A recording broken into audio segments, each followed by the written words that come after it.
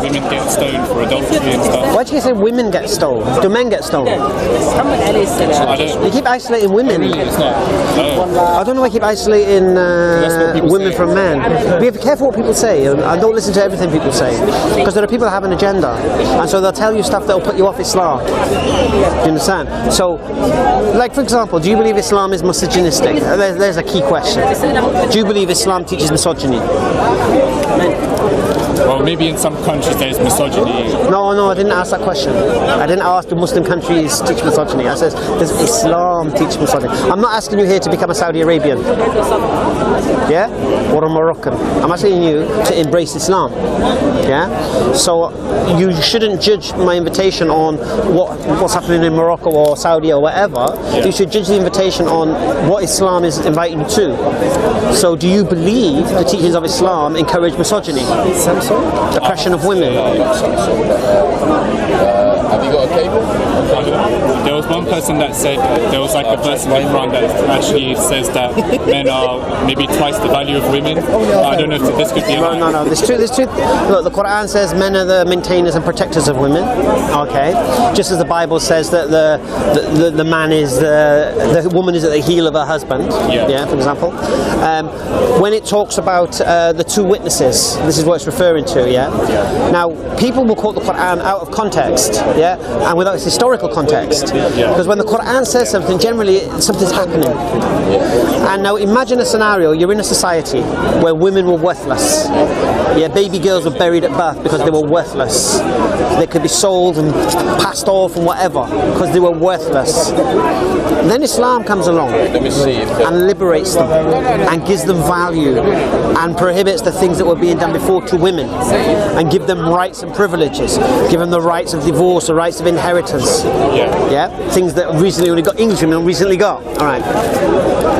So when Islam did that, imagine now women have had no part in this stuff before. Now all of a sudden they've been given this rights. So if you read the Quran, it's referring to financial matters, financial contracts. Not something that women are not au fait with. So it's explicit just about that. If one is, bring another. Just the financial part you're talking about. To understand the gobbledygook, or for example, one woman, by the time you want to bring them as witnesses who might be pregnant or whatever, or do you understand? So you have two, so if one is or one's not available, the other one is there. Alright. But it's specifically about contracts. It's not about a court of law, woman needs two witnesses, this, that, the other nonsense. It's just specifically that. But what people will do, they'll take the Quran and they'll take what they like from it that suits their agenda, and then they'll spread that. Rather than trying to find out what it really means, they'll use it to support their agenda. Like what other, maybe some people say who are anti-Islamic, they'll say a woman who has been raped needs 4 witnesses. Absolute garbage. What the Quran does say is that if you accuse your wife of adultery, produce 4 witnesses. That's what it does say. Produce your 4 witnesses, and these witnesses have to be honest and truthful and witness penetration. Right? So this is for the honour of the woman. You can't just accuse your wife of this, that, the other. You need evidence, mate. And if you only produce 3 witnesses, you're flogged. Really? Yes. So this is for the honour of women. Then if you read in the Quran, women are the twin hearts of men. The Prophet ﷺ, the best of you are those who are best to his wives. There's another thing in the Quran where a man gets 2/3 of the inheritance, while the daughter gets 1. So the son gets 2/3. Misogynistic, oppression, discriminating. Alright. Why? Because the son has to take care of the women of the family with his dough. The woman, she doesn't have to. It's hers. Do what you like with it. So he gets extra because he's got extra responsibility. So the beautiful thing about women in Islam, it's not equal, it's equitable. It's balanced. Do you understand? And that's the beautiful thing. So that's my response to the misogynistic claims. And this idea women can't drive in Saudi. I mean, you even know there's even wisdom behind that. You're in the desert, this, that, the other, and it could be dangerous, being alone out, car breaks down. That's not in the Quran, though. No. But this is But this is not like this. But we know, could women ride horses in the time of the Prophet ﷺ? Yes. They could. Well, Well, we know that Aisha had the white prophet, she led a camel into battle. Yeah? The Battle of Jamal. So we know that, and this is what we use something called analogy. Yeah, the scholars assess the situation and what's best for the society. Now that you're looking at the society in Saudi Arabia, use the analogy, is it safe for women to be driving out? Now, to be honest with you, do I think it's, if you said women have to travel in pairs, I don't have an issue with that. This woman can't drive, I don't know where it's from. And this is why I said to you, don't judge Islam off the actions of Muslims or Muslim countries, judge it off its teachings. And Islam is the fairest to the women. For example, if my wife, yeah, do you know she doesn't have to cook for me and she doesn't have to wash my clothes. It's not obligated. Take care of the house, take care of the kids, but you don't have to take care of me. Right? But she takes care of me because I have to go and work. She doesn't have to work, but I have to go and work. Yeah. So for me to be more proficient in my work, it's better for me that I'm fed well and I'm feeling nice and dressed nice, because then I'm going to be more productive in my work. Right? That doesn't say a woman can't work. What happens when a woman goes to work? She keeps her dough. I have to provide the food, clothing and shelter and pay for all the bills with my money that I work hard for. If she goes to work, she can go spend it in Westfield. I can't ask her what she spent it on. I can't ask, can I borrow it or can I have it or give me some. Do you think this is misogynistic? Not that part. Of course not. And the Prophet said the best of his daughters is best to his wives. Paradise is at your mother's feet. Come on, man. Misogyny's got to go off the list. So what's next? I mean, yeah, just all the talk of Sharia law. Okay, Sharia law. What's Sharia law? You're talking about the hudud, the head, the cut in the hand of the thief and all that business, yeah? Okay. Why such harsh law? What's the purpose of punishments like this? What's in BBC, not your phone anymore. Okay, let's do it this way. What's the purpose of punishments for a crime? No. To prevent someone from doing it. To deter them. I was talking about that. Now, would you say threatening to cut the hand off a thief for jacking your mobile phone is a good deterrent? Yeah, you think twice before robbing that person. You wouldn't even think about robbing that person. And then when he said Because a mobile phone jacked, so they might get blocked, worth a score maybe, and what, in your hand? But even then, there's conditions to that. The person stealing, is he poor? Is he mentally there? Is he homeless? Does he not have any food? Do you understand? To be honest with you, I was saying to someone earlier, it's probably more rigorous on a rich person who gets caught stealing, because they've got no need to do this. And this is a beautiful thing about Islam. There's no class system. Just because you're rich, you don't escape the punishment. You're probably more inclined to get the punishment because you're not doing it for you're doing it for personal benefit rather than necessity. Yeah. So if I said to you, what should be the punishment of a paedophile? I wouldn't mind death. Angamai. Yeah. That's the standard. How many times you hear old men say, "Bring back the birch"? I don't hear it that much. You don't hear old men say that. Bring back the birch when they see kids unruly. Corporal punishment. Oh, right, yeah. You know, these would be the things you say, yeah, the cane. Yeah. Why? Because if you have a punishment that is so severe, it will deter you from committing the crime. And that's the whole point of a punishment. Now, if you're so stupid to carry on with the crime, you deserve the punishment, in reality. And like I said, adultery, it's not just a matter of, oh, yeah, she slept with him, stone her to death. No, 4 witnesses, witnessing penetration. That's telling you she needs to adulterate in the public. Well, please, if you need to do that, yeah. And in society we have laws of decency. You can't do this stuff. So the deterrent is so severe, so you don't do the crime. Why? Because your crime is no good for society, and God wants a good society. Therefore, those who do not fear Allah and God fear the sword of Sultan. Meaning, if you can't be afraid of, because God says don't do it, you don't do it, then fear the law. Yeah. So this is it. You rape somebody, you behave like a paedophile, and all these things, you'll be executed.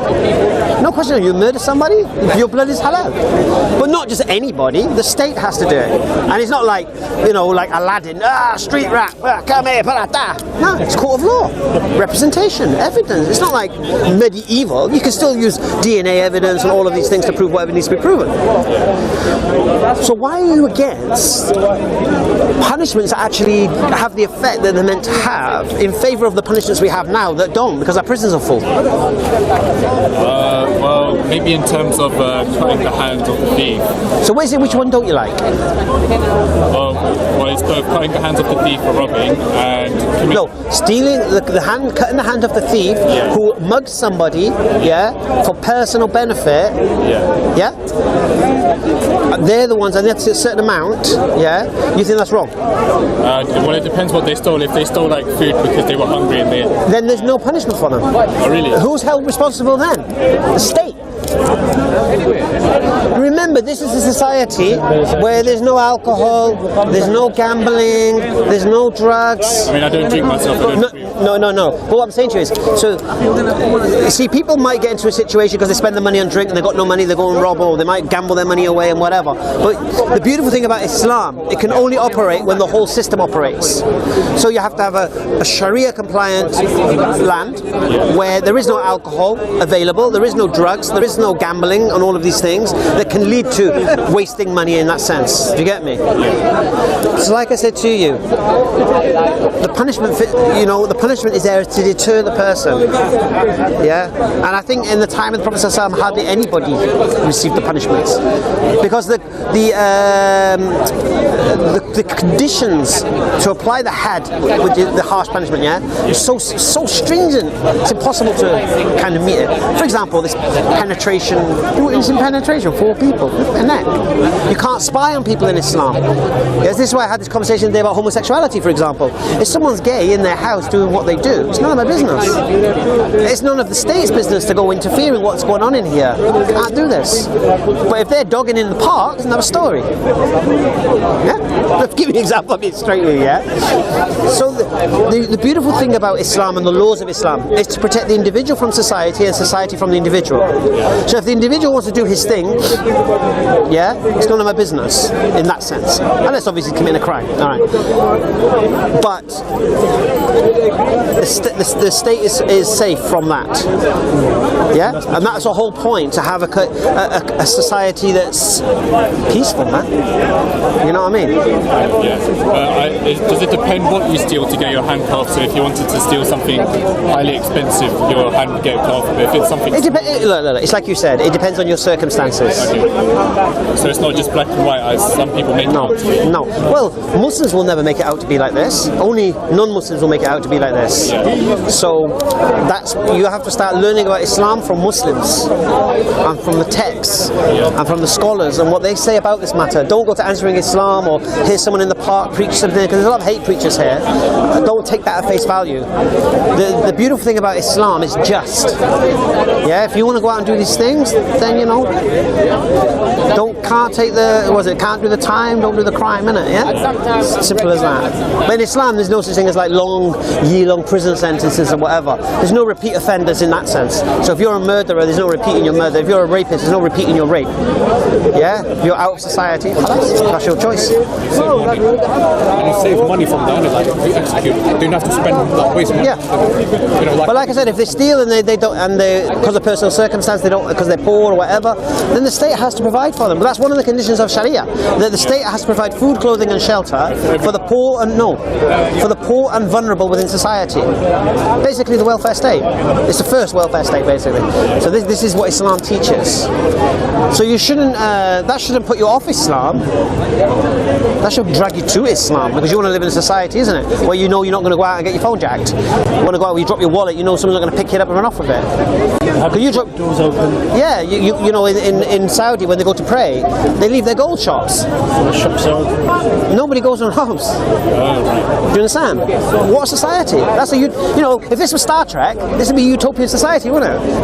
Where everyone's all carefree and nobody steals and nobody does this and nobody does that. No society's like that. Huh? I don't think any society's No, but if you go to Saudi, you can leave your gold shop open and go and pray with nobody there, and nobody will go and steal. Is that not utopian? Come on, man. Be fair. I don't know if that's realistic. No, but it is realistic. I'll look that up if that's true or not. Yeah, check that. So that's why it's a gap. Right, so what's next? What do you think about the jizya tax? So there's like an extra tax on maybe atheists or Christians. Okay, how do you understand what jizya is first? Well, it's a tax, right? It's a tax on people who are not Muslims. Right, who pays it? The people who are not Muslims. No, who in society pays it? Sorry? Who in society pays it? The Christians and the atheists, because they're not Muslims, so they have to pay it to the government. They pay it to the Muslim government, the jizya tax. For what? For not being Muslim, isn't that it? No. That's what. Okay. Yeah, again, I've told you to not listen to people. All right. First thing, jizya, you are correct, is paid by non-Muslims. Yeah. But women don't pay it. Oh, so it's just the men. Children don't pay it. Yeah. Old people don't pay it. The only people who pay jizya are men of military age. Yeah? And one of the conditions of their jizya is, first thing, they don't have to join the army. And the second thing is, they're places of worship and they are protected by the Muslims. Right? This is what jizya is. The Muslims, we don't pay jizya. We pay zakat. So it's a charity, right? It's a percent. No, it's not even a charity. It's mandatory. Basically, it's a percentage of your wealth. It's like cleanses your wealth. Yeah. So if you have a certain amount of wealth, you'll pay a percentage of that once a year. Yeah. But the non-Muslims don't pay that. Okay. Well, you can't live in a society being protected and everything and not pay tax. You got to pay some tax. So the jizya is yours. Now, the history of this, I've said this a few times, but I'll repeat it because you might appreciate it. You heard the story of Andalusia and the Jews living in Andalusia. The Jew have been evicted. So basically, the Jews and the non-Catholic Christians were being persecuted in Andalusia in Spain until the Muslims came and saved the day. All right? And then the Jews had their 800 years of civilization protected. Yeah, they restudied their history and they flourished within there. And the reason I got this information was there's a professor called Professor David Wasserstein, right? And he's a Jewish historian, and he wrote. Listen to this. He wrote this article in the Jewish Chronicle. How Islam saved Jewry. How Islam. Now imagine you hear this story. Oh, Islam want to kill the Jews. Yeah. He's saying without Islam's intervention in Spain, the Jews would have been assassinated and wiped out, massacred by the Catholics. But when the Muslims came here, they pushed the Catholics back, and the Jews remained cocooned within the Muslim land, right?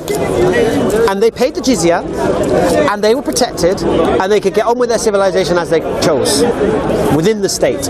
Okay. Yeah, but they can spread the religion. No, they can practice their religion. Jews don't spread their religion. Practice their religion. Do your business. Okay. So, and they had 800 years, and this is what he says. David Wasser. They flourished in that time. Yeah, they had time to study and all of these things because they didn't have to worry about being attacked because they were protected.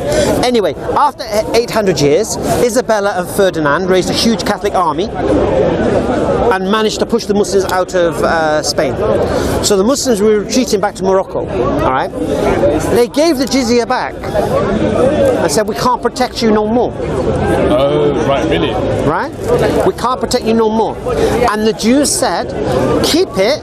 Let us come with you." Yeah? And they came with the Muslims to Morocco. So not only to Morocco, they went to all Muslim empire, even through Turkey. Alhamdulillah. Yes. So was that like in the 1200s or something? This is 1492. 1492.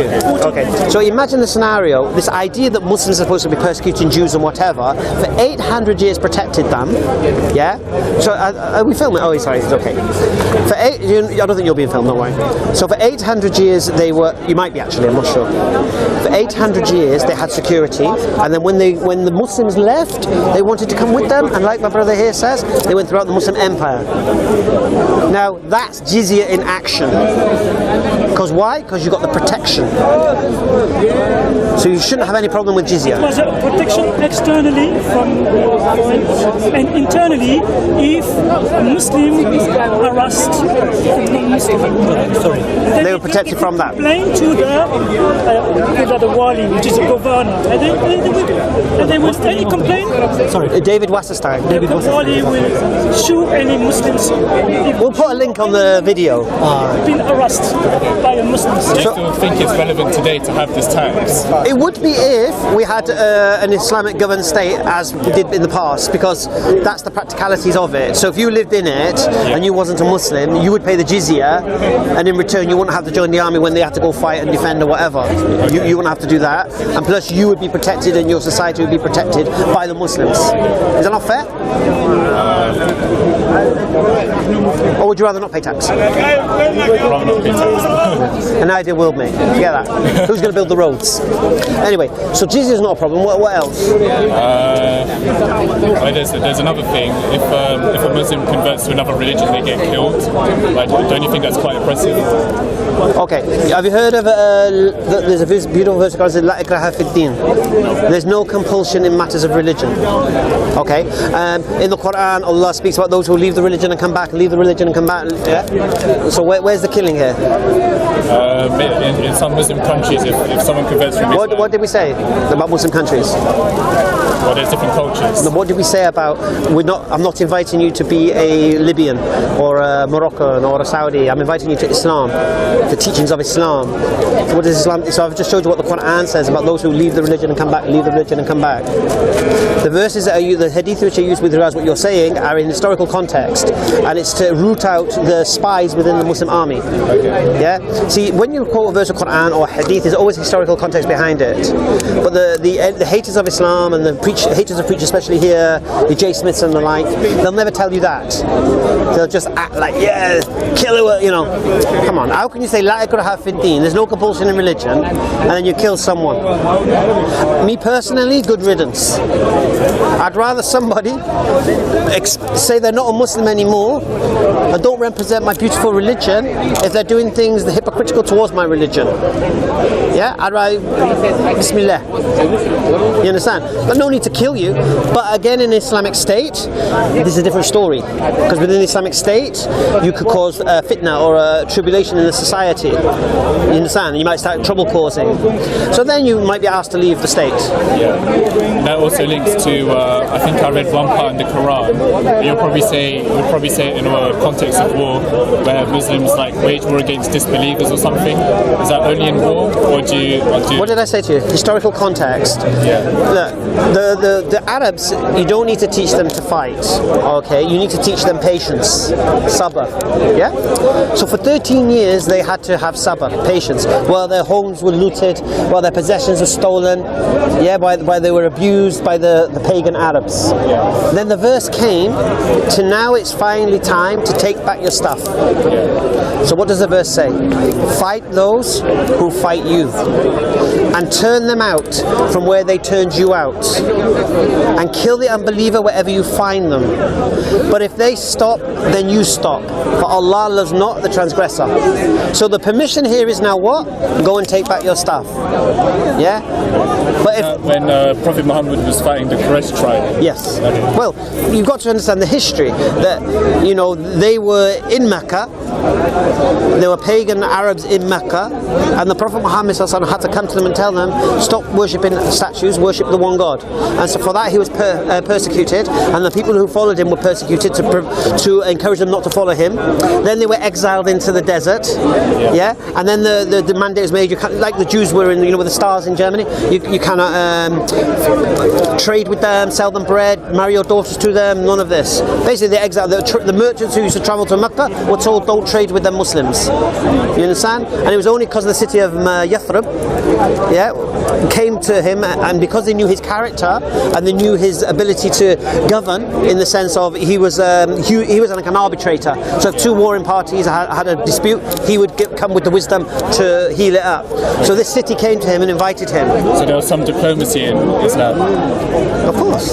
So he was invited. Everything you'll hear in Islam, even about Bani Qurayda and all this business, yeah, it's all about treachery and reneging on contracts. And if you have a diplomatic relations with somebody, like, have you ever played the board game Risk? No. You heard of it? No. Yeah. So you're like, right, I will attack you there, you don't attack me there. Yeah. And then all of a sudden I attack you. Yeah, you ain't gonna trust me no more. You're gonna get retaliation. Yeah. So in real life, if you're saying to people, I'm not gonna attack you, we're gonna have a treaty, and then so I can relax now on that border. I don't have to worry about you, and I'm doing my thing, and all of a sudden you get an attack. What do you expect? Yeah, the contract's going to break, isn't it? The peace treaty's over. Yeah. It's like the IRA and the Good Friday Agreement. If they broke it, then the treaty's over, isn't it? So this is the whole thing. If you break a treaty, the consequences to that, aren't there? Because the treaty was to stop something in the first place. Yeah. So if you read the Quran, there's a beautiful verse where it says, "And you are not instructed to be what's the verse? To have you're not prohibited from being kind to those who don't fight you." Surah 60, verse 8. Be righteous for those who didn't expel you. Yeah. So when you vote a verse like "kill the unbeliever wherever you find them," don't forget the verse that says that. You're not prohibited from being friends with these people who cause you no harm. So what's it telling you? It's telling you that these verses are clearly talking about retaliation. Now you have to understand one thing about Arab culture as well, yeah? They love revenge. Revenge is their thing. Yeah? Tit for tat, boom, boom, boom, boom, boom, boom, boom, boom. You get me? A tribe could disappear with another tribe, just one man, for instance, who was belonging to one tribe. Yeah? So but Islam eliminated that. This idea of revenge. Because people say this, right? They say, the Prophet Muhammad ﷺ, the surahs when he was in the Mecca were peaceful because he had no power. Then when he went to Medina, then they become all kill the unbeliever and all that business, right? But the question has to be asked this. When he returned to Mecca with 10,000 men, why did he not execute revenge on everyone? Why did he forgive them? He had the power now. If he was this bloodthirsty, kill anyone who says anything against him, why when they returned to Mecca did they not deal with the people who didn't? So I don't know the story. No, but what I'm saying is the missionary will say to you is this. In Mecca, when he spoke, he was all meek and mild because he had no power. And then in Medina, where he had the power, then the verses of war came. Obviously. And this is why it makes no sense, because I had a debate with Liz today. She said, Jesus never said this. Jesus never did that. And I said, what about Moses? She goes, I'm not talking about Moses, I'm talking about Jesus. Well, what's the difference? Jesus was never a leader. He never had the power to go execute him or do this or do that. He didn't have that authority. Yeah? Do you think he would have done that if he did have power to? Okay, let's understand the Trinitarian Jesus, yeah? According to Trinitarian Christians, Jesus is God. Yeah? Now, if Jesus is God, that means in the Old Testament, Jesus is God. Yeah? Not in the Old Testament, New Testament. No, if Jesus is God, Jesus is God. And the God of the Old Testament is the same God. Oh yeah. You cannot say Jesus is God incarnate now and then he wasn't incarnate earlier. You cannot say God is a triune God now but he wasn't triune earlier. You cannot say when God speaks now in the New Testament it's not the same God speaking in the it's the same God. Yeah. So if you want to claim Jesus is part of a trinity of God, so when God speaks, that's why I'm not Christian. Yeah. So when God here's the hypocrisy of the Christian. The beautiful, I won't say beautiful verse, but it's a beautiful expose. In I think it's the book of Numbers, it says the Lord told Moses to go and utterly destroy the Amaleks. I think that's what it's called, right? So what happens now is the Muslims, the soldiers go and they destroy all the men, kill all the men, and they bring all the women as captives and children, because that's the standard of war. You kill all the men. The Vikings did it. All the civilizations did it. You kill the men, women are the booty. Yeah, that's standard. So all the women and children were brought, and the soldiers reported back to Moses and says, we've killed all the men. And Moses got angry and says, but you've left all the women alive. Oh right. Kill all the the women and all the small boys, and leave alive only the young girl that has not yet known a man. Now, how the soldiers of Moses could go to these girls and determine whether or not they've had sex or not, I don't know. All right, I don't even want to think about it. But 30,000 girls were taken. And what were they done? Shared about them. Shared amongst them. And a portion was given to God. Don't know what that means either. So the question has to be God, Jesus, according to Trinitarian Christians, instructed Moses to kill all the men, women and children, and then take 30,000 little girls, poor little girls, lost their parents, lost their aunts, lost their brothers, all alone, and then share them amongst yourself? Yeah, I don't agree with that. No. This is what I'm saying to you about Christianity. This is the inconsistency. So that's Jesus there. All right. Now let's come to the New Testament. Jesus made a parable, about a king, and says, though mine enemies, they will not submit to me, then slay them before me. Right? Jesus says these words. Jesus told his disciples, go get swords. Yeah? When Jesus went to the temple, this is not your Jewish synagogue around the corner. This is the temple in Jerusalem. This has guards. So how did Jesus go to a temple, and start causing chaos? He could only do it with an army. Yeah? Right? And then you have this beautiful verse Christian missionaries love to peddle, brush the sand from my feet and walk away. Yeah? They love to say that when you're not listening. Jesus told me to brush my sand from my feet and walk away. Just the dust from my feet. But you got to continue the verse. Because Jesus says after that, because those who will not listen to you, the fate of Sodom and Gomorrah will be nothing compared to what will happen to that city or town. What? Right. So Jesus is... He'll destroy the temple. He's going to... No. Jesus says when he returns, he's going to slaughter everybody who refuses to believe in him. This is Christianity. Well, who's going to tell you except me? So here's the point. Here's the principle here. This is the inconsistency with the missionaries. Yeah?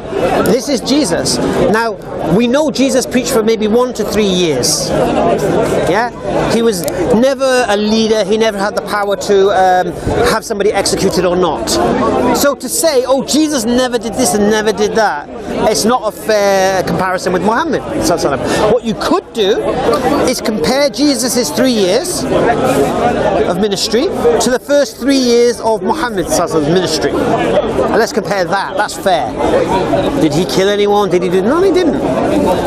But you're now taking 23 years of a man's life where he's become leader of Arabia effectively, having to deal in negotiations, trade, war, this, that, the other, and you're trying to compare the two. And the biggest problem you have, you think Jesus is God, not you. Christians think Jesus is God. So how can you compare anyone to God? It should be standard that Jesus would do these things if he's God. Do you understand? Yeah. So when you say to me, do you think Jesus would have done that? Jesus is going to do that. I'll look up that verse where he takes all the swords to that temple. No, he doesn't take the swords. He says to his disciples, go get your swords. Yeah. And those who don't have swords, sell your garments and buy swords. Okay. So basically arm yourselves. Yeah. All right. Jesus says, think not I've come to bring peace. I've not come with peace, but with the sword. So I don't know where this peaceful thing comes from.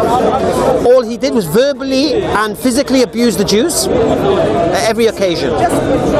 Yeah? He called you and me dogs, the Gentiles. Yeah? So this is the Jesus of the New Testament. It's not the Jesus we believe in as Muslims. Yeah? We believe as a mighty prophet said us for the children of Israel, no issue with that. We believe on his return, the Christians are going to become Muslims because he's going to tell them the truth about himself. But then the Jews will still reject, and they'll accept the false Messiah, which is the Antichrist, because the Antichrist will come first. The Jews will think he's their Messiah and follow him. Then Jesus will return, and the Christians will follow. Yeah? So we don't believe in this random slaughter. Yeah. So that when I said would Jesus do when you ask that question, would Jesus do the same? He promised he's going to. Worse than anything. I'll try to look up that when I get it. Inshallah. Any other? Do you know when Islam spread, when it spread by the sword, did they just invade other countries, or did other countries, attack Islam first, and then Islam had to defend itself? Okay. How comes it spread so? Basically, it's very, very simple. Yeah. You're living in the age of empires. Yeah. You got the Romans on one side, you got the Persians on the other. Yeah. Like I said, not the most peaceful of nations. Enslaving and dominating, and funny enough, they never tried to invade the Arabs. Why did they try to invade the Arabs? Because you could not rule them. They're always tribes fighting, this, that, the other. This was one amazement of Muhammad that he united Arabia in a way that no one could even fathom. You took in these, they were savages. And now you've built them into one of the greatest civilizations of all time. Another story. So you got the Persians, you got the Romans, you got the random tribes, you got this, that, the other. Yeah. So let's say, for example, I went to your town to teach you about Islam. Yeah. And you were listening or whatever, and then your army or your people tried to stop me doing what I'm doing. Stop the people listening. And then the Muslims raise an army to fight that army, so the message can be spread. Because the army has no right to stop you hearing. You understand? Yeah? Understand? But we have to ask ourselves a question. If Islam is spread by the sword, why is one of the most densely populated Muslim countries in the world, Indonesia, didn't receive any armies? That's a good point. I don't know. Well, yeah. Now, if you want to talk about non-Muslim army in West Africa went there, and the Islam is there. If you want to ask about spread by the sword, ask yourself, how did Christianity get into South America? Oh yeah, through the Conquistadors, the Portuguese and the Spanish. Yeah. Well, how did Christianity come to England and Ireland? I think that was and Germany. Was that through missionaries? I don't think that was through invading Christian armies. Sword mate, Charlemagne. Yeah. I thought maybe that wasn't that France, not England and Ireland. No, I'm talking about Europe. Okay. Yeah. I mean, Ireland used to be Unitarian, believing in one God and Jesus as a prophet. Yeah. Now it's Catholic. So something happened there. You know, Catholics have been killing Protestants and Protestants have been killing Catholics throughout history by the sword. Yeah. So I mean, the Catholics in Andalusia, where the Muslims came to defend the Jews there, yeah, they were forcing people to convert. The Inquisition. What's it all about? Yeah? Forced conversions here. Any religion spread by the sword was Christianity. I will tell you something. Justinian, the Roman Emperor, he makes some laws that any pagans, any cult would be forbidden. And if someone doesn't belong to Christianity, he would be put in death. That's why Justinian, the Roman Empire, decided. So you see, it means that there is some compulsion even in Christianity in the beginning of the spread of the Christianity. I told this story earlier, I'm going to say it again. A guy called Michael Servetus, yeah, he was not a believer in the divinity of Jesus. He was a Christian, but he didn't believe Jesus was divine and part of a Trinity. But you had to conceal these thoughts because it was heresy, and you'd be burnt. Right. So Luther, I think it was Luther or Calvin, he challenged in the Reformation the authority of the Catholic Church, yeah, and the Pope as the representation of Jesus and such. Michael Servetus thought he was rebelling against Trinity, so he was warned not to do it, but he travelled to explain his thoughts to Calvin. Calvin or Luther, I get the two mixed up. But the point here is this: he was put on trial for heresy. Now listen to this. He was tied to a stake. This was the court ruling.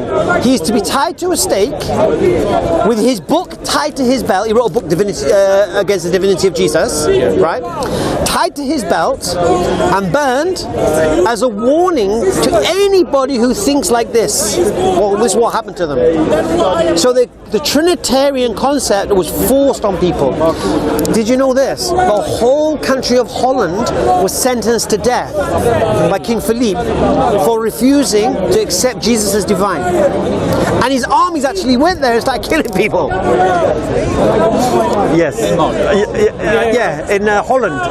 Holland, Netherlands. Yeah. Coming up the two when they've been expelled. So, if any religion was spread by the sword, Christianity and the rack and the wheel and all them flipping torture devices the Spanish Inquisition like to use, yeah, you couldn't say you weren't a Christian, you'd be burned at the stake, or you'd be, and you had to be the right kind of Christian as well. 1 minute you have to be a Catholic, next you have to be a Protestant because the queen switched.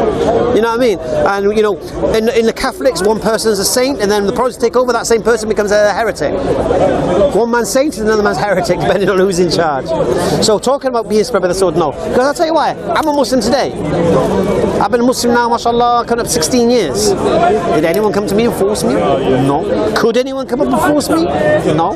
Even in a situation where people could say, yeah, you're a Muslim, I'll kill you, or yeah, I'll be a Muslim. Doesn't mean I'm going to be a Muslim, does it? How do you know I'm a Muslim or not? How do you know if I'm making, I'm just praying, am I just doing what I'm doing? You understand? You can't force someone to be a Muslim. You might force someone to adhere to Sharia law. If you drink, you're going to be whatever. But you can't force someone to believe God is one and all this business. You can't force that. You know what I'm saying? So, no, you can't spread Islam by the sword. I'm not sure about that. Okay, give me an example. Because, well, yeah, what I've heard from people who are anti-Islamic, yeah, that Islam spread from Spain to East Pakistan through the sword. Like, what do we just say about these people who are not authorities on Islam, who have an agenda against Islam, telling you things and twisting it out? You have to stop listening to these people. Because everything look, if they were here now, I would refute everything they have to say. You understand? Islam did spread. We have no issues with that. Why did it spread? It's a religion of intellect. Remember, the Arabs were traders. They were merchants. This is how Islam spreads. Like he said, how did West Africa become Muslim when no armies went there? Oh, you have India. India was ruled over 1,000 years by Muslims. And you know, majority of the Indians are not Muslims. Yeah? If they were Muslims, they were for a long time, there were no non-Muslims in this country. They were by sword, yeah? Realize that. Why were the Jews of Andalusia not forced to become Muslim? 800 years. 800 years of civilization they had. Why were they not forced to convert? The Catholics were trying to convert them. But why did Muslims not? If spread by the sword. La ikraha fi din. There is no compulsion in religion. This is the Quran. La ikraha fi din. There is no compulsion in religion. Can I say?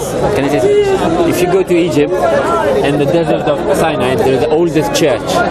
If you go in that church now, it's the letter from the Prophet Muhammad sallallahu alaihi wasallam. How he has given the permission to nobody can force him to convert to Islam. The letter is there in Arabic, in English, translated, and I have a copy which says everything that not by force. Islam not by force. It says it's a translation of the last. See, look, the letter. Allah, God Almighty in His wisdom, doesn't want you to be forced to worship Him. Of Sinai Desert. He wants you to choose to worship Him. In Egypt. And this what's the point of forcing you? This. My brother took a picture from Egypt. Probably have to and brought say it I'll have to do my own research. No, that's fine. I just end on a humble note. Huh? I just end on a humble note. No. As long as you're sincere with that. You know what I mean? Don't be afraid of recognizing Islam as the truth. Yeah? And if it involves changing your life, alhamdulillah. Because here's the thing, you see. Truth is not defined by geographical locations or anything like that. It's based on reality. Yeah? The best way of life for you, what's your name again, sorry? Thai. Best way of life for you is Islam. Because if you follow its guidance, you'll keep safe. You don't drink anyway, you don't gamble anyway, do you? You gamble? I have sometimes. But what I'm saying is this, if you look at the teachings of Islam, they make sense as a human being. You get me? But do you believe in God? Yeah, I believe in God. Alhamdulillah. So you're halfway there. Do you believe God is the only thing worthy of worship? It's the most highest form, yeah. Alhamdulillah. You should worship. So if God exists, His law should stand then, isn't it? Sorry? If God exists, then His law and guidance for mankind should be the law and guidance for mankind. The thing is, I don't believe God made us a law. That's the thing. So you believe God created us and left us blind? So what did he do then? See, you have to question it. If you believe in God and you believe God created us, then you have to carry on working it out. So if God created us, why did he create us? That's the next question. And has he left us alone, or has he sent us guides? Has anybody claimed to have connection to this God? And then when people make the claims, you test their claim. Yeah? So we look around in history, we see men have claimed to have connection to God. And we see the prophets and them were given miracles in their time to prove they were messengers of God. Because we know God is metaphysical, we know God is outside our scope of senses and of what's natural, supernatural. So for example, parting the Red Sea. There's nothing, if you believe in God, believing that is standard. Why, if God can create the heavens and earth from nothing, then I'm sure he can part the sea if he chose to. Because he can go outside the realms of physics. You accept that, obviously. Or not? You accept miracles of God? That's one thing I'm questioning. I don't know. Do you believe that God could have an effect on the earth? Yes. And could that effect on the earth be outside the realms of physics? If he created the physics? I'm not sure. Logically, I'm talking. I think I would say no, because there's no evidence to prove that. What do you mean? To prove that if God exists and parts the sea. So if the people of the time witnessed it, then they would have proof. But what you're saying is you didn't witness it. I heard, I think there's one part of the world in the sea where it actually can split. No, so I'm saying to you, but the people of the time, when that sea parted, or before the sea parted, the 7 plagues of Egypt that they witnessed, okay, that convinced them, yeah? But you didn't see that, yeah? Fair enough? So you can, did it happen, did it not happen? Is that a natural phenomenon that occurs somewhere in the world, yeah? I have no issue with that. When Jesus, when he did his healing the lepers, raising the dead, you didn't see that either, did you? But the people who were there believed it, didn't they? So from their testimony, they believed, but they got the proof, because they've seen it. You've got the proof, have you? Alright. What was the miracle of Muhammad that convinced the people that he was who he claimed to be? He was illiterate and he wrote the Quran or something? No. That's what I've heard. I heard that he wrote the Quran. Who told you that? Oh no, wait, someone else wrote the Quran and he was reciting the verses of God. Right. Is that it? So let me ask you again, what was the miracle of Muhammad why the people of his time believed he was who he claimed to be? I'm sure you can say it. The Quran. The Quran was a miracle. Okay. You believe the Quran's actually a miracle? No, that was a miracle they believed, isn't it? And today, why do I believe in the same man was a prophet? Why? Because you think it's a miracle? Because the Quran again. Now, what's so miraculous about the Quran? I mean, you believe it's a way of life? Muslims believe it's a way of life? No. The question is this, you see. Is the Quran natural or supernatural? Are the words natural or supernatural? Supernatural. You believe they are? I believe the Quran is supernatural in that case. You do? Yeah. Well, how comes? Well, I know the Quran. The Quran is written, that's natural. But the way how you received it is... No, I'm not about what people say. I'm talking about the Quran today and its words. Do you believe it's natural or supernatural? The source of it. If you believe it's supernatural, then you should be Muslim, man. Unless you think it's the devil. I don't know if Prophet Muhammad talked to the angel Gabriel and then... No. The words that were brought, do you believe they're just some words of a man who was a bit intelligent, who may have spoken to people and learned a bit of the Greek history and a bit of philosophy and learned some about the Old Testament and cobbled it all together and created this book? Or do you believe this man received this information from the God you believe in? No, he didn't receive it from God. You don't believe that? No, I don't. Why not? Because he got it from Gabriel. The angel Gabriel. And who sent angel Gabriel? That must have been God. So whose words are they? God's words. Right. So you believe that or not? No, I don't believe it's the word of God because there's some things I don't like about the Quran. Or the politics side. I don't have anything against the Forget that. Forget that. Let's just deal with the miracle first. Okay. If it's supernatural, will you accept it from God? If it's supernatural. No, because I haven't witnessed it. That's the thing. No, if it's well, you can read it. Have you read it? Yeah. No, I haven't read it. I've read the first 30 pages. Right. If it's supernatural, who could it be from? I'm not sure. Well, sorry. If anything's supernatural, you can say it's from God, or you can say it's anything. No. Yeah. If something's supernatural, you can say it's from God, or you can say it's from the devil. Yeah. Yeah. You can say it's from. See, the Quran only has 3 authors. There's only 3. Either God is the author, either the devil is the author, either man is the author. Yeah? You agree with that? Right. So, if we eliminate man as the author, then we're left with 2. Yeah? So let's eliminate man. Yeah? Alright, alhamdulillah. Do you think it's man right now? Well, a man wrote it down. No, I didn't say that, did I? The words of man. I said the source, the words that he's saying. Could a man... It could have been from a spiritual experience. Of what? Of God or the devil? Yeah. Or Angel Gabriel. Because that's Angel Gabriel. No, we know the angel... Alright, so if it's angel, that's God.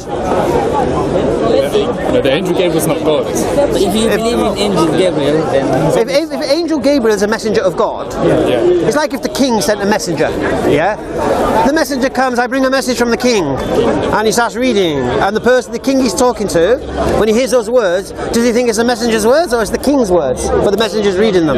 Yeah, the king sent the message. So the message belongs to whom? God there. So if the angel is a messenger, We go. alhamdulillah. So if you're saying the supernatural force is Gabriel, then that's God.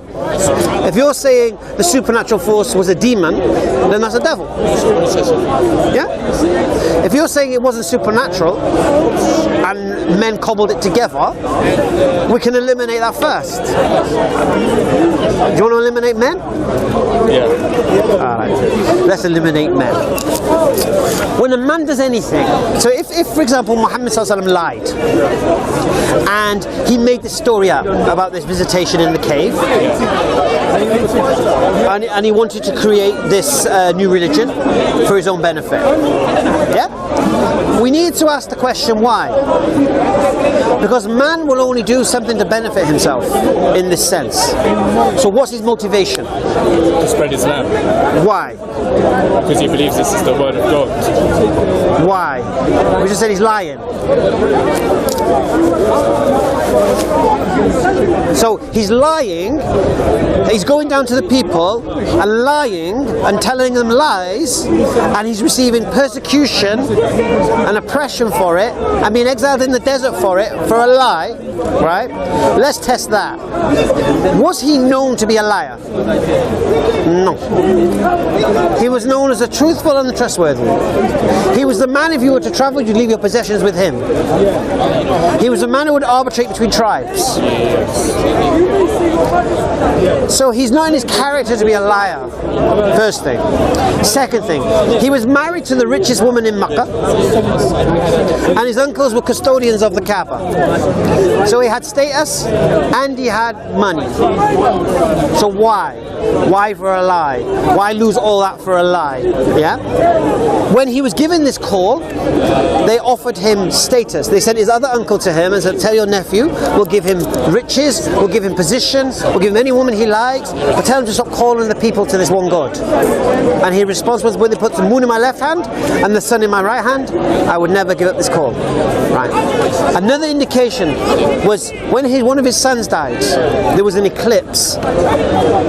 and somebody said, look, even the sun or the moon is, simply representing this. Now, he was a liar. He goes, yeah, you see, told you. But what did he do? He rejected this nonsense. Yeah, this has nothing to do with my boy, basically. I'm paraphrasing here. But you understand? This is not the actions of a liar.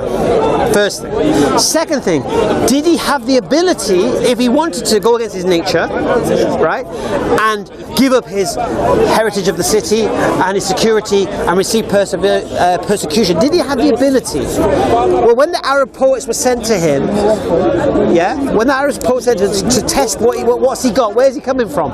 This man's illiterate, where's he getting his words from? What was their response? He's mad? No, not the words of a madman. He's a liar? No, he's not a liar. It's magic, it's sorcery. So the people of the time of Muhammad ﷺ, who were experts in the Arabic that he was coming out with, said it's supernatural. So, and I think in the time of... Someone was there with him? No. He recited it and people memorized it. It was after it was written. Okay, they memorized it and then later on they written it? No, he had authorized scribes who he would commission to record what was being said. Yeah?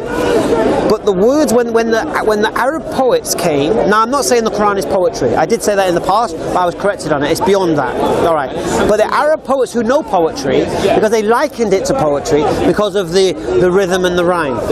But the meaning was another level, right? They concluded this is sorcery. So they knew what's going on here is beyond the realms of man. Yeah? And the 5 greatest poets of Arabia who lived were in that time. So this was their conclusion. That this is sorcery. Now if it's sorcery, that's not man. And we know he's not a liar. And we know it's not in his nature. So he hasn't even got the motivation to do this. So I think you should, if the one thing you can do, Ty, is rule man out, I believe. Unless you can give me another reason how you can combat that.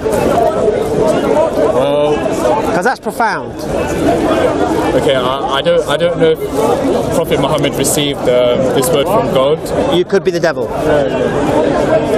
The thing is, I just don't like some parts of the Quran. Oh, we'll come to that. Parts of the Bible. Let's forget your subjective opinions and what emotional things and how you feel and whatever.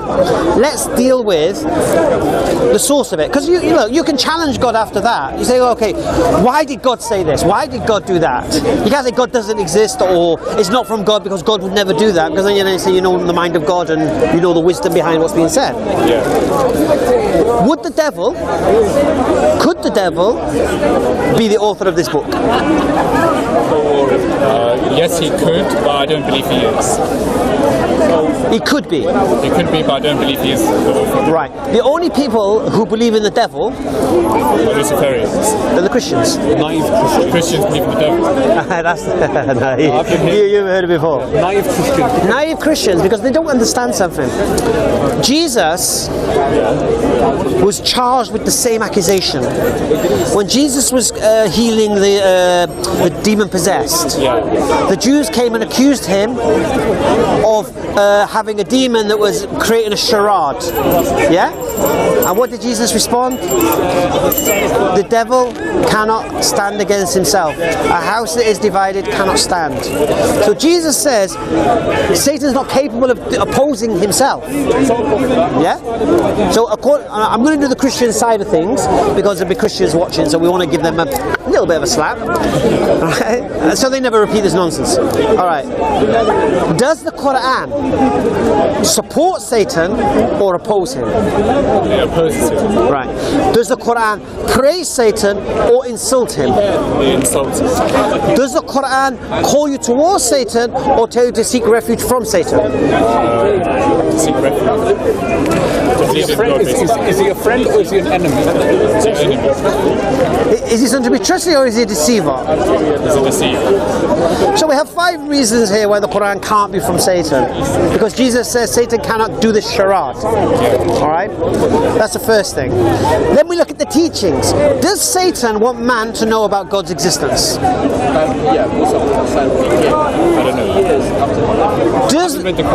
Does Satan want man to know about his existence? I heard no. What was it Kaiser so say? The greatest, what was it, the usual suspects? The greatest trick the devil ever pulled was to convince the world he doesn't exist. Yeah? Why? Because if you have an enemy, but he's hidden and unknown to you, the enemy can attack and assault you and you'll have no knowledge of being attacked and assaulted. But if you're aware of your enemy, you can look out for their attacks. You can prepare a defense against it. So the last thing the devil wants you to know is that he exists. Because if you know he exists, you're going to prepare a defense against him. Yeah? So again, it makes no sense why would the devil expose himself, call himself cursed, to warn you against listening to him, show you how he's going to attack you. Why would the devil do that? Then, what does the devil want from mankind? He wants mankind to be away from God, disobedient to God, yeah, messed up in their lives, yeah, heedlessness, like my man here, heedless of what's coming. This is what he wants. He doesn't want to warn you of a hellfire and that you have accountability in your lives. He wants you to YOLO. Yeah? This Christian here. No, this atheist here. Atheist, isn't it? Yeah? He wants you to YOLO. You only live once. He doesn't want you to be concerned about a hereafter. Yeah? So that you reflect upon your life, that you try to do good things. Is this devil, or does devil want confusion and mischief and mayhem? Anarchy. Depends what archetype of the devil you look at. Well, I'm referring to the devil referred to within the Quran. What archetype? Sorry, forgive me. I always like to deal with hecklers. Okay, what archetypes of the devil are there? That song, Sympathy for the Devil, from the Rolling Stones. I'm sorry, I'm not au fait with the Rolling Stones. Continue. Oh, okay, they wrote a song, Sympathy for the Devil, and that archetype of that devil is someone that gives free will to the people. And so you're saying the devil has the ability to give free will? He sort of like helps the rationale of humans. Right. It helps the rationale? Yeah, like the story goes that if you're just like blindly following God, the devil comes along and says, come on, look, there's a dangerous world out there, and you could maybe learn about it. And what's the other archetype? The one you were saying. So my archetype is this. Let's just so we can establish this here. And be careful listening to song lyrics thinking they're real. Alright. My archetype... Say the same about that book. Which book? The Quran. Do I need to do the old thing? I watch the video, please. I want you to do this, please. Watch the video, yeah? And I want you to respond to it then, yeah? Because I give him a challenge here why man could not be the author. Yeah? Why man couldn't be the author. Yeah, I did a little bit of research on this. Oh, do you want to defend him? No. So I did jump into his position because I thought he was being quiet. Huh? Okay, yeah, I will say contradictions in the Quran. Give me... Oh. What do you mean by contradiction? Just where it doesn't really add up to either the real world or the internal logic of its own structure. So you're saying the Quran contradicts the real world? Sometimes. Give me one example. It said that we come from a clot or blood or water or clay. Right. We don't come from blood, clot, water or clay. Do we not? I don't think so. What's clay made of? I'm not sure of this. Matter? Made from matter? Oh yeah, clay's made from matter. Made from water? Water's made of hydrogen. Made from blood? And oxygen. We are made of, well, we've got water in us. So is it blood, water, what else? Clay. Matter, what else? Clot, I think he said. Right. Clot. And the earth. So the earth? Yeah. Okay, but you believe you're an atheist, yeah? Yeah. Do you believe we're made of the same thing as the earth is made? When you get down to it, eventually. No, now. Are we not made of the same atoms? Well, hydrogen is not the same as carbon, is it? No, what, in its finest detail? That's what I'm saying. So you don't believe we're the same matter as this tree, for example? Well, you would say uranium is the same as... No, I'm asking about the tree. Okay, so the tree is made up of carbon. All right. So let's just bring this up. So what you're trying to say, this is what he's trying to say, that the Quran gets it wrong on embryology and how baby... Yeah? Yeah, embryology is not... Are you an embryologist? No. All right, and which embryologists support you? Sorry, what's the question? Which embryologists support your idea that the Quran's wrong? Wikipedia. What's his qualification? Wikipedia is a crowdsourcing information gathering. All right. Have you heard of Dr. Keith Emeritus Moore? No. The guy who wrote the book Developing Human? No? Professor of biology? No, sorry, I haven't heard of Dean of faculty in some university? Not anymore. Okay. The guy who was in Saudi Arabia who confirmed embryology in the Quran? Okay. The guy who says this could only have come from God? And he's not a Muslim. Okay. No, So how do you... I'm not familiar with it. All right, how do you, with Wikipedia, challenge the testimony of a professor of embryology? He says you're wrong. Yeah, I know, but Wikipedia... Well, so I don't know his ideas, yeah? Keith Moore is Canadian and he received the Nobel. Do you know what he said? In California, not California, I think it was in Texas, one of the universities in America, you can Google it and you can YouTube it, yeah? He was asked, why are you not Muslim? Yeah. So, see what happens, he did this talk in Saudi Arabia. And what people try to claim is, he was coerced, he was feared for his life, so he would just say anything, all right. So years later, he goes around lecturing, yeah? And he was asked, why are you not Muslim? And he said clearly, he goes, my father was a Christian minister, and I was brought up as a Christian. And therefore I felt I needed to stay with what I've been taught with my father. He says, but if I didn't have a religion, I would become a Muslim. And then he said, he goes, but I find for you my words are stronger because I'm saying these words about the Quran and about embryology, and I'm not a Muslim. So it carries more weight because he's got no vested interest here. He's not just supporting it because he believes it as a Muslim. He's not a Muslim. So you brought the mud to the water, and yet an embryologist completely refutes you and your Wikipedia. Yeah? So you have to be very, very careful of spouting nonsense. I agree with that very much. But so we should look at the availability of knowledge. Yeah? So this is just one guy with one idea. Then you credit him with a certain... One guy with one idea, and all he's done... You interrupted. One guy with one idea, and then you credited him with a certain amount of authority and also like peer-reviewed credibility. So he's not just an idiot, is what I'm saying. You are not an embryologist, no, right? You have come from Wikipedia. Yes, yeah. And you're saying something that Professor Embryology completely refutes. That you have claimed to refute. Google is your friend, my friend. Pardon? Google is your friend. You're going to watch this video, aren't you? That's actually my point. Probably not, but that's actually my point. Why not? I might do actually, now that I'm in it. Well, you have to. Watch this. Are you here to learn, or are you here just to spout nonsense? No, I am here to learn. Right, so I said something to you can't verify. Go and verify it. Yes, however, I was going to make a point about the availability of knowledge, yeah? So you're saying this one guy has got an idea, yeah? And then I said he's accredited, you accredit him with a certain level of authority and academic, peer-reviewed credibility, yeah? Guy wrote a book called The Developing Human, which is usually like in King's College. Go on. There you go. On embryology. So yeah, you're raising him up. I don't... No. What I'm doing is this. No, because you think I'm attacking you. I'm not attacking you. No, but I don't care. I'm going to tell you exactly what you're doing. Yeah. You're trying to say, and I'm not even going to apologise for this. Don't. Of course, I'm going to tell you what his credentials are. Yes. Because if I tell you the guy was a professor of the moon. One second. I know. What do you mean? I think I am. Because I'm agreeing with you. I'm saying it's fine if you want to credit this person with, if you want to try and bolster his ideas, it could be a good idea. That's what I'm saying. I'm saying,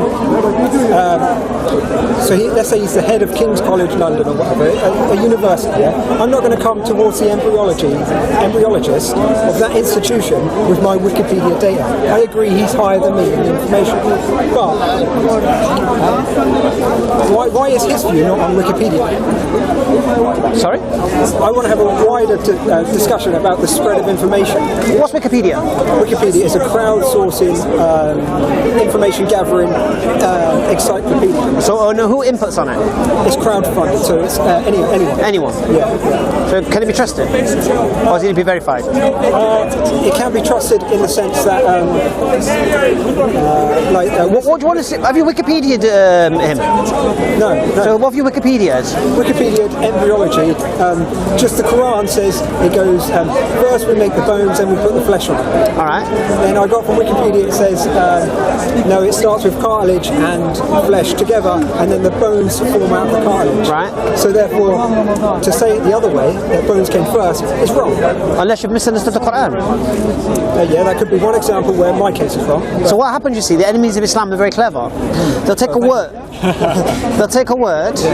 Oh, sorry, let me rephrase that. The enemies of Islam think they're very clever. I was joking, I'm joking. I understand this. I'm just trying to be funny. This isn't just for you. No, I don't mind you. But you're right. I needed to put that caveat in. Think clever, right? I shouldn't give. They're not clever. They think they're clever because what they do, you see, they'll take a word in Arabic. I'm not the enemy of Islam. I know. They'll take a word in Arabic, which could have many meanings, and they'll use the meaning that supports their agenda. Yeah. So the word that's derived from this verse in the Quran is called thumma, and thumma can be used for past, present, and future. Okay. It could be simultaneous. Yeah? Okay. This is where I'm going to have to say I'm a simple man and I deal with simple things. I can't deal with like translation of words and things like this. I have to take it on sort of face value and just how it's interpreted in a wider thing. So I think no. Here's what you got to do. Let me give you a tip. Let me give you a tip, if you don't mind.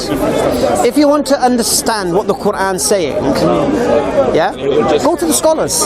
Go to the people who studied it. Yeah, but I think there might be a great trick going on. What's the trick?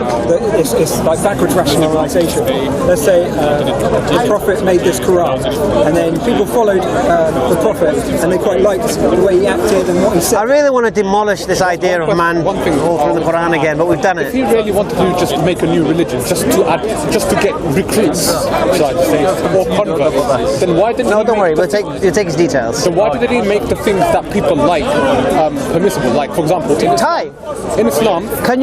Do you know my swapping details, do you? So we can continue this. Yeah, alhamdulillah. That's fine. I don't want it to be lost on you. I want you to watch the video, and I want you to come back. Loads of people. I invite you to. Muslims. And when I say come back, challenge what I've said. And when you can't, surrender to your creator. Yeah? Permissible. And then the whole world